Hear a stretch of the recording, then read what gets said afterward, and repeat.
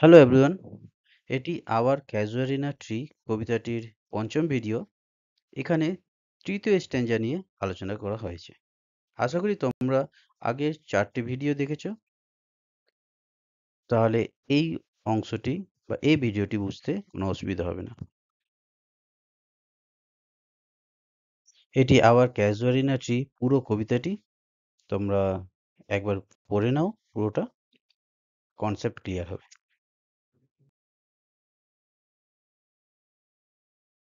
But not because of its magnificence. Dear is the casuarina tree to my soul. এবার লেখিকা বলছেন যে ঝাউ গাছটি তার কাছে প্রিয় তার মুহূর্তের জন্য নয়, beneath it we have played. কেন? কারণ এর নিচে আমরা খেলেছিলাম। আমরা বলতে লেখিকার সঙ্গীরা, সঙ্গী কারা? তার ভাই বোনেরা। দো ইয়ার্স মে রোল, যদি বছরের পর বছর পেরিয়ে গেছে। ও সুইট কম্পেনিয়ন্স, ও সুন্দর সঙ্গীরা। লাভ উইথ লাভ ইন্টেন্স, যাদেরকে তিনি প্রচুর ভালোবাসতেন। ফর ইয়োর সেক্স, তোমাদের জন্য। Shall the tree be ever dear, গাছটি চিরকাল তার কাছে প্রিয় হয়ে থাকবে। তার লেখিকা বলছেন এখানে যে গাছটি তার মুহূর্তের জন্য তার কাছে প্রিয় নয়, গাছটি প্রিয় কারণ তিনি তার সুন্দর সঙ্গীদের সাথে অর্থাৎ ভাই বোনদের সাথে সেই গাছটির নিচে খেলেছিলেন, যাদেরকে তিনি খুব ভালোবাসতেন। তারপরে বলছেন ব্লেন্ড উইথ ইউর ইমেজেস, মানে গাছটির সাথে তাদের ছবি মিশে গেছে। It's all arise in memory, কোথায় সেটা প্রতিফলিত হবে? তার স্মৃতিতে। Feel the hot tears blind mine eyes, যতক্ষণ না অশ্রু তার চোখকে অন্ধ করে দেয়, মানে তার চোখে জল চলে আসে ততক্ষণ পর্যন্ত। হোয়াট ইজ দ্য ডায়ার্জ লাইক মারমার, ডায়ার্জ গীতি কবিতা আবার অন্ত্যেষ্টিকতা। বলছে সেই মারমার মানে অস্পুষ্ট শব্দ। তাহলে সেই অস্পষ্ট গীতটা কি? দ্যাট আই হিয়ার, যেটা আমি শুনতে পাই। Like the sea breaking on a single beach, এটা মনে হচ্ছে যেন সিঙ্গেল বলতে এখানে এক এক নয়, সিঙ্গেল বলতে এখানে নুড়ি, তো নুড়ি ভর্তি বালিয়াড়িতে বা সমুদ্রের তীরে যেমন সমুদ্রের ঢেউ আসছে পড়ে সেই রকম ভাবে সেই অস্পষ্ট অস্পষ্ট শব্দটা আমি শুনতে পাচ্ছি, বা গানটা শুনতে পাচ্ছি, বা শোক গাথাটা শুনতে পাচ্ছি। It is the trees lament, এটা কি? ডায়ার লাইক মারমারটা কি? সেটা হচ্ছে গাছের বিলাপ। এন এরি স্পিচ, একটি ভুতুড়ে বা ভীতি উদ্রেককারী শব্দ। দ্যাট হাফলি মানে এখানে কদাচিৎ। To the unknown land man is reach, অজানা দেশে যেটি কদাচিৎ পৌঁছই, মানে প্রায় পৌঁছই না, মাঝে মাঝে পৌঁছই।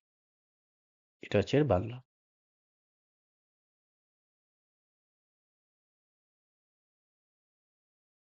চলো এবার এই অংশ থেকে কি কি প্রশ্ন আসতে পারে দেখে নিই।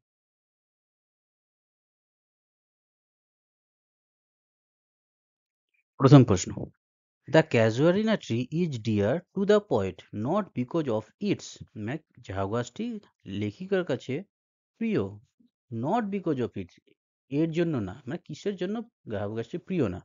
স্ট্রেংথ শক্তির জন্য, ম্যাগনিফিসেন্স মহত্বের জন্য, বিউটি সৌন্দর্যের জন্য, দ্য ডালনেস অসারতার জন্য।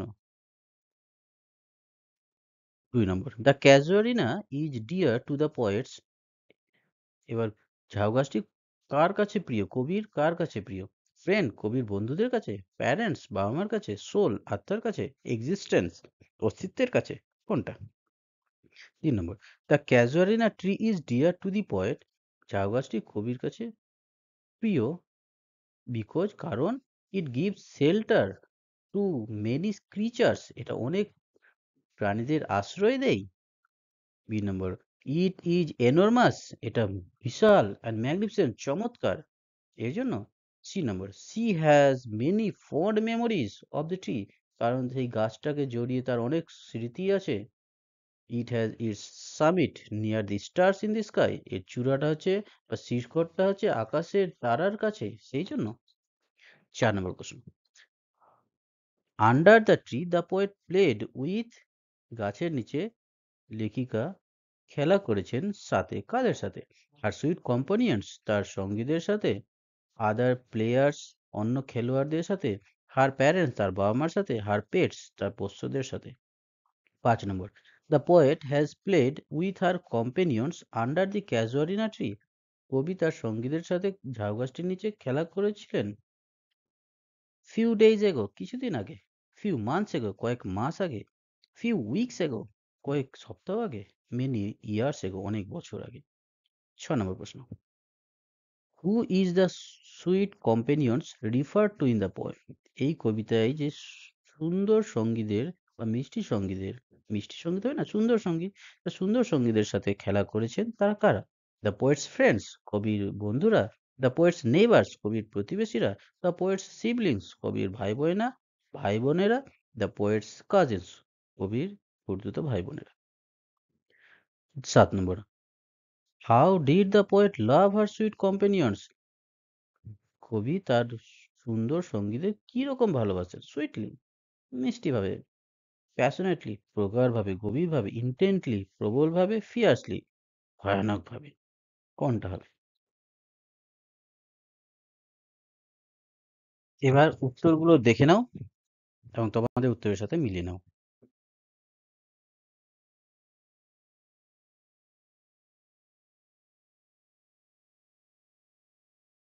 এবার 8 নম্বর প্রশ্ন, the casuarina tree will be dear to the poet for ever for her, মানে ঝাউ গাছটি কবির কাছে চিরকালের জন্য প্রিয় হয়ে থাকবে তার সুইট কম্পেনিয়ন্স, সুন্দর সঙ্গীদের জন্য, চাইল্ডহুড মেমোরিজ, শৈশবের স্মৃতির জন্য, বিউটি, সৌন্দর্যের জন্য, বোথ এ এন্ড বি, অর্থাৎ sweet companion and childhood memories, অর্থাৎ সুন্দর সঙ্গী ও শৈশবের স্মৃতি দুটোর জন্যই।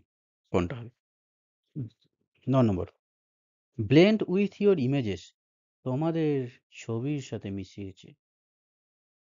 Whose image are being referred to here, কাদের ছবির কথা বলা হয়েছে?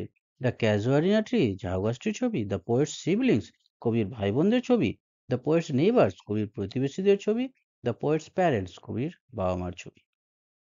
10 নম্বর, ইট শ্যাল অ্যারাইজ, এটা ভেসে উঠবে বা স্মৃতিতে আসবে। What is referred to as it, এটি বলতে কি বোঝানো হয়েছে? দ্য পোম, কবিতাটি, দ্য ক্যাজুয়ারিনা ট্রি, ঝাউ গাছটি, the longing for the lost companions, হারানো সঙ্গীদের জন্য আকাঙ্ক্ষা, the love for the homeland, দেশের প্রতি ভালোবাসার জন্য। কোনটা? 11, what makes the poet cry, কবি কেন কাঁদছেন? The memory of the paternal house, বাবার বাড়ির স্মৃতির জন্য, the memory of her only her companions, তার শুধুমাত্র তার সঙ্গীদের স্মৃতির জন্য, the memory of only the casuarina tree, শুধু ঝাউ গাছটির স্মৃতির জন্য, the memory of the time spent with her companions under the casuarina tree, সেই সময়ের স্মৃতির জন্য যে যখন তিনি তার সঙ্গীদের সাথে ঝাউ গাছটির নিচে খেলতেন। কোনটা? 12, why do hot tears blind the eyes of the poet, কেন উষ্ণ অশ্রু, এক কথায় অশ্রু, কবির চোখটি অন্ধ করে দেবে, মানে কেন উষ্ণ অশ্রুতে কবির চোখ ভরে যাবে? The poet reminisces her childhood with her siblings who are now in blessed sleep, reminisces মানে স্মৃতিচারণা করা, কবি স্মৃতিচারণা করছেন তার শৈশবের, যখন শৈশবের তার ভাই বোনদের সাথে যারা মারা গেছে। ব্লেসড স্লিপ মিনস ডেথ, যারা মারা গেছে। The poet thinks about the past conjugal life, কবি তার অতীতের দাম্পত্য জীবনের কথা ভাবছেন। The poet hears a dirge like murmur, কবি একটি অন্ত্যেষ্টিগাথা বা শোকের গান শুনছেন অস্পষ্ট, যেটা অস্পষ্ট। The poet fails to protect the tree from time's ravages, কবি সময়ের ধ্বংস থেকে গাছটিকে, অর্থাৎ ঝাউ গাছটিকে রক্ষা করতে ব্যর্থ হচ্ছেন সেই জন্য। কোনটা হবে? এবার উত্তরগুলো দেখিয়ে নাও এবং তোমাদের উত্তরের সাথে মিলিয়ে নাও।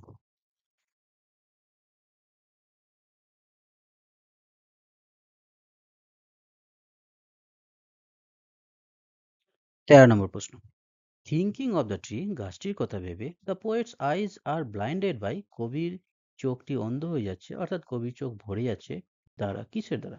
অ্যাঙ্গার, রাগের দ্বারা, জেলাসি, হিংসার দ্বারা, ম্যাডনেস, পাগলপনার দ্বারা, হট টিয়ার্স, উষ্ণ চোখের জল দ্বারা।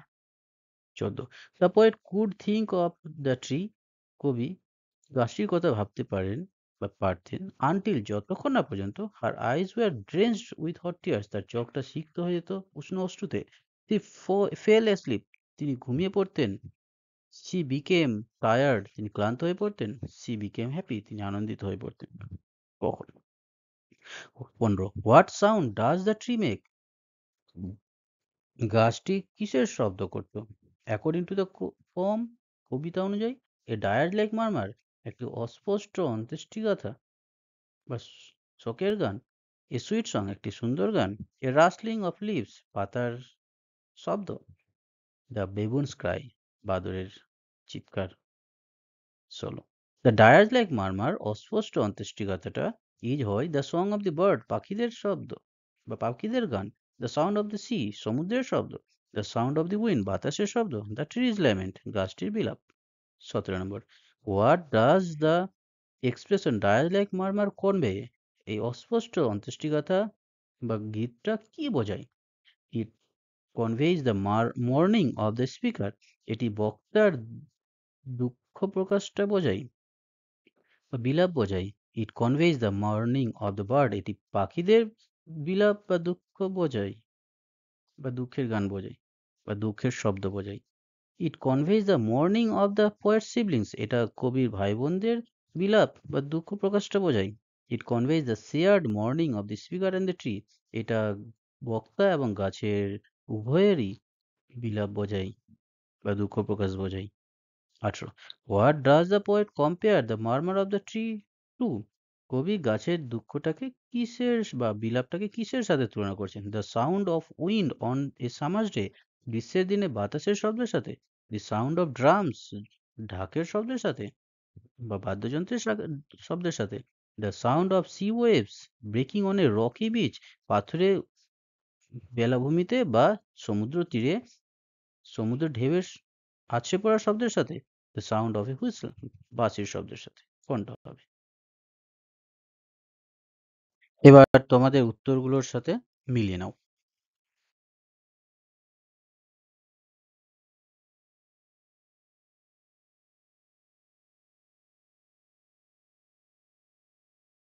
উনিশ নম্বর প্রশ্ন, দ্য এরি স্পিচ রিফার টু দ্য, মানে ভুতুরে শব্দটা কাকে বোঝানো হয়েছে? ল্যামেন্ট অফ দ্য ট্রি, গাছের বিলাপকে। সাউন্ড অফ দ্য উইন্ড, বাতাসের শব্দকে। প্রেয়ার অফ দ্য পোয়েট, কবির প্রার্থনাকে। সং অফ দ্য বার্ডস, কবির পাখিদের গানকে। 2 নম্বর প্রশ্ন, the casuarina tree laments for, ঝাউগাছি বিলাপ করছে জন্য, মানে কাদের জন্য? দ্য পোয়েট, কবির জন্য। The poet's companions who are alive, কবির সঙ্গীদের জন্য যারা বেঁচে আছেন। The poet's companions who are dead, কবির সঙ্গীদের জন্য যারা মারা গেছে। দ্য ফিউচার, ভবিষ্যতের জন্য। 21 নম্বর প্রশ্ন, the poet feels that the trees lament reaches to the, কবি অনুভব করছেন যে গাছের বিলাপটা বা দুঃখটা পৌঁছচ্ছে আননোন ল্যান্ড, অজানা দেশে। নোন ল্যান্ড, জানা দেশে। সিটিজ, শহরে। ভিলেজেস, গ্রামে। কোনটা হবে? এবার তোমাদের উত্তরের সাথে মিলিয়ে নাও।